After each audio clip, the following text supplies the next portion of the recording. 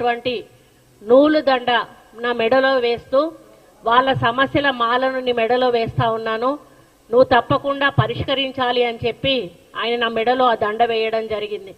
ఆ దండ వేసేటప్పుడు కూడా నేను చూశాను ఎన్ని కలర్లు ఉన్నాయి అని అంటే 2 కలర్లు దండక ఉన్నాయి, 3వ కలరు తెల్ల కలరు కింద వేలాడబెట్టున్నది. ఎందుకంటే 2 కలర్లు వేస్తే అది బీజేపీ జెండా అవుతుంది అనేటువంటి ఆలోచనతోటి నేను వేయించుకోవద్దు అనుకున్నా. అక్క మీరు వద్దంటారని కింద తెల్లది కూడా నేను అటాచ్ చేశానని చెప్పి వేయడం జరిగింది. ఇది ఆ దండ, ఇది ఒక జాతీయ పతాకానికి సంబంధించిన కలర్ ఇది.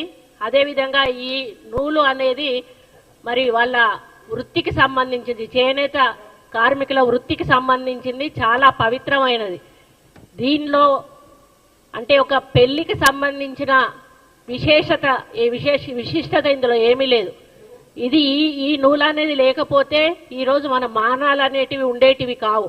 ఈరోజు మనం అందరం బట్టగట్టుకొని తిరుగుతూ ఉన్నామంటే కేవలం ఈ నూలు వల్ల, చేనేత కార్మికులు నేస్తున్న నేత బట్ట వల్ల అనేది మనం అందరం కూడా గుర్తించాల్సిన అవసరం ఉన్నది.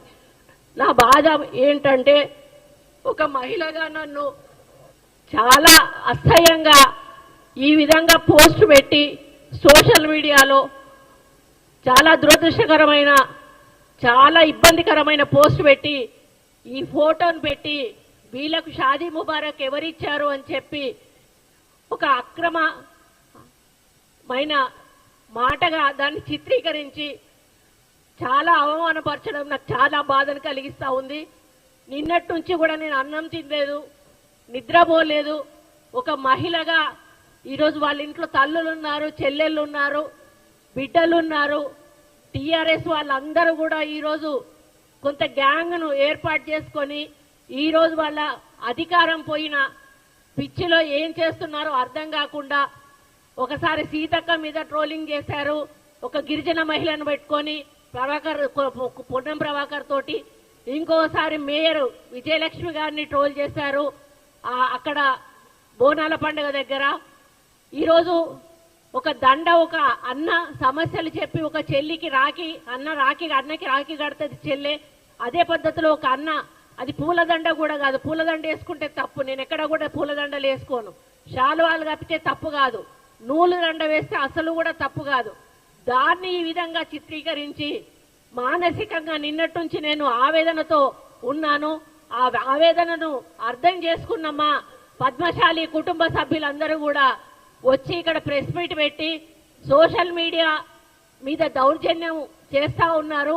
అటువంటి సోషల్ మీడియాను నిరసిస్తూ ఒక ప్రజాస్వామ్య పద్ధతిలో వాళ్ళెళ్ళి టీఆర్ఎస్ భవన్ ముందు social media, BRS social media అని దహనం చేస్తూ ఉంటే రాక్షసుల్లాగా లోపల నుంచి వచ్చి తిరిగి మా వ్యక్తుల మీదనే దండయాత్ర చేశారు. మా వాళ్ళు లోపలికి వెళ్ళలేదు, కేవలం రోడ్డు మీద బయట చేస్తున్న కార్యక్రమాన్ని వాళ్ళు వచ్చి మీద పడి కొట్టడం జరిగింది. అంటే ఎంత దార్శికం చేస్తా ఉన్నారో ఈరోజు అర్థమవుతా ఉంది. దీని వెనకాల ఎటువంటి వ్యక్తులు ఉన్నారో మీ అందరికీ కూడా తెలుసు. ఈరోజు 10 సంవత్సరాల అధికారం తర్వాత అధికారం కోల్పోయి పిచ్చి పట్టి మరి ఏం చేస్తున్నారో అర్థం కాకుండా దుర్మార్గమైనటువంటి ప్రచారాలు సోషల్ మీడియా ద్వారా చేసి అసలు అంటే చెప్పలేని విధంగా అభ్యంతరకరమైనటువంటి వ్యాఖ్యలు చేస్తూ ఆ ఫోటోలు పెడుతూ ఆ విధానం ఏదైతే ఉందో మరి చాలా బాధ కలిగిస్తా ఉంది. నేను అదే అడుగుతా ఉన్నాను కేటీఆర్ని, అయ్యా నీ చెల్లె మొన్నటి వరకు కూడా జైల్లోకి పోయి వచ్చింది, నీ చెల్లె జైలుకు పోతే నీకు ఎంత బాధ ఉందో నీకు తెలీదా? నేను ఆడదాన్ని, మరి నా మీద ఈ విధంగా అసభ్యం ప్రచారం చేస్తే మరి ఏ విధంగా బాధపడతానో నీకు అర్థం కాలేదా? మరి ఈరోజు సోషల్ మీడియాని డబ్బులు ఇచ్చి పెంచి పోషించి వాళ్ళని ఇష్టం ఉన్నట్టుగా రాయండ్రా అని చెప్పి సమాజం మీద వదిలిపెట్టి ఇష్టానుసారంగా రాతలు రాయిస్తూ ఈరోజు ఒక గౌరవప్రదమైనటువంటి మంత్రి అయిన నన్ను కూడా ఈరోజు అసభ్య పదజాలంతో సోషల్ మీడియాలో ట్రోల్ చేయడం అనేది, ట్వీట్ చేయడం అనేది నేను జీర్ణించుకోలేకపోతూ ఈరోజు ఈ వేదిక మీద నుంచి టీఆర్ఎస్ నాయకులను, కేటీఆర్ని, హరీష్ రావుని, కేసీఆర్ని అందరినీ ఒకటే ప్రశ్నిస్తా ఉన్నాను. మీ ఇంట్లో ఆడవాళ్ళు ఉన్నారు, ఇదే పద్ధతిలో మీ ఇంటి ఆడవాళ్ళ మీద ట్రోల్ చేస్తే ఏ విధంగా ఉంటుందో ఒక్కసారి ఆలోచించాల్సిన అవసరం ఉన్నది. మీరు 10 సంవత్సరాలు మంత్రులుగా ఉన్నారు, అధికారంలో ఉన్నారు, మహిళలకు గౌరవం ఇవ్వాల్సిన అవసరం మీకున్నది. మహిళలకు ఉచిత బస్సు పెడితే 100 కేటీఆర్ డిస్కో డాన్స్ చేసుకోవడానికి మహిళలకు ఉచిత బస్సులు పెట్టిందా అని అంటాడు. ఒక ఆమె నాకు 3 బిడ్డలు, అయ్యా నాకు సహాయం చేయండి అంటే నువ్వెవరి కోసం కన్నావు బిడ్డలను, సమాజం కోసం కన్నావా, నా కోసం కన్నావా అనేటువంటి మాట కేటీఆర్ మాట్లాడతాడు. అంటే వాళ్ళకు మహిళలు అంటే చాలా చులకన.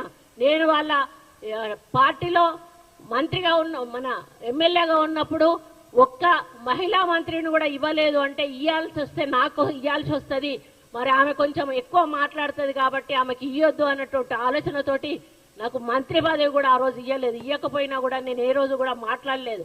ఆ రోజు నాకు ఎటువంటి అగౌరవం జరగలేదు కాబట్టి నేను ఆ పార్టీలో ఉన్నా. ఎప్పుడైతే అక్కడ అగౌరవం జరిగింది, పార్టీ టికెట్ ఇవ్వలేదు, ఆ రోజు ఇండైరెక్ట్ గా మమ్మల్ని అగౌరవపరిచారు కాబట్టి వచ్చాను. కానీ రెండోసారి అధికారంలోకి వచ్చినాక టీఆర్ఎస్ లో చాలా మార్పు వచ్చింది.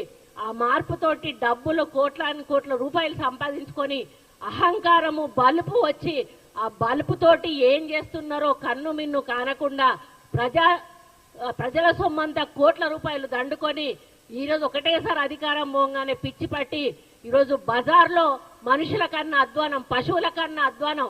పశువుల కన్నా కొంత నీతి నియమం ఉంటది కానీ ఈరోజు ఆ నీతి నియమాలు మరిచి పశువుల కంటే అధ్వానంగా ఈరోజు పోస్టులు పెట్టిస్తూ మరి మాలాంటి వాళ్ళని అవమానపరుస్తున్న కేటీఆర్ కబడ్దార్ అని చెప్తా ఉన్నాను. ఇక ముందు మీ సోషల్ మీడియాలో ఇట్లాంటి పోస్టులు పెడితే క్షమించేది లేదు అని కూడా చెప్తా ఉన్నాను. మా కార్యకర్తలను కొట్టినందుకు మూల్యం కూడా చెల్లించుకోవాల్సిన అవసరం ఏర్పడుతుందని కూడా చెప్తా ఉన్నాను. నాలాంటి ఆడబిడ్డ శాపం తప్పకుండా తగులుతుంది. నా జీవితంలో ఈ రోజు వరకు నాకు ఒక చిన్న మచ్చ కూడా నా రాజకీయ జీవితంలో లేదు. నేనంటే ప్రతి పార్టీలోని నాయకులు కూడా నన్ను గౌరవిస్తారు. అక్క అని నోటి నిండా పిలిచి నాతో మాట్లాడతారు. ఈరోజు ఆంధ్ర రాష్ట్రానికి వెళ్తే నన్ను అందరూ అక్క అని పిలుస్తారు, నా భర్తను అందరూ కూడా బావ అని పిలుస్తారు. ఎవ్వరు కూడా నన్ను మేడం అని పిలిచినా కూడా నేను ఒప్పుకోను. నన్ను మేడం అని పిలవద్దు, అక్క అని పిలవండి అని నేను పిలిపించుకుంటాను. అటువంటి వ్యక్తిత్వం ఉన్న నన్ను ఈ రోజు ఇంత అసభ్యమైన పోస్టింగ్ పెట్టి నన్ను ఇబ్బంది పెట్టేటువంటి పని చేసిన కేటీఆర్ ను మరి నిజంగా హెచ్చరిస్తా ఉన్నా. నేను సోషల్ మీడియా బంద్ చేసుకో, లేకపోతే తెలంగాణ రాష్ట్ర మహిళలందరూ కూడా మరి ఇది గమనిస్తా ఉన్నారు. తప్పకుండా ఏదో ఒక రోజు తిరగబడతారు. ఈ రోజు చేనేత కార్మికుల ఓట్లతో నువ్వు సిరిసిల్ల నుంచి గెలిచినవు. హరీష్ రావు కూడా చేనేత కార్మికుల ఓట్లతోటి గెలిచిండ్రు. మీరు చేనేత కార్మికులకు చేసింది ఏమీ లేదు, వాళ్ళకి అన్యాయం చేశారు.